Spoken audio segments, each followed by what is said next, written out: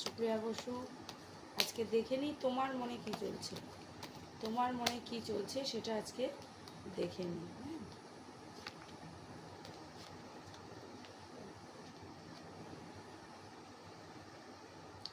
আচ্ছা, যেটা দেখতে পাচ্ছি যে খুব ইমোশন, ঠিক আছে, খুব কষ্ট হচ্ছে, রাগ হচ্ছে তোমার কোনো একটা কারণ নিয়ে, ঠিক আছে, যে কোনো কিছুই আর ভাল লাগছে না, যে ছেড়ে চলে যাব সব কিছুর একটা চিন্তা ভাবনা তোমার দেখতে পাচ্ছি।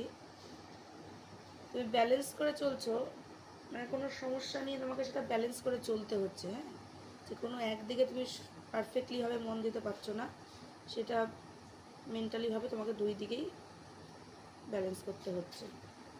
আচ্ছা, অনেক চ্যালেঞ্জেস দেখতে পাচ্ছি, যে ঝগড়ার লড়াই, কোনো কিছু একটা দ্বন্দ্ব চলছে তোমার ভেতরে, যার জন্য তোমাকে এরকম ডিসিশান নিতে হচ্ছে যে আমার আর কিছু ভালো লাগছে না, আমি সব কিছু ছেড়েই চলে যাই।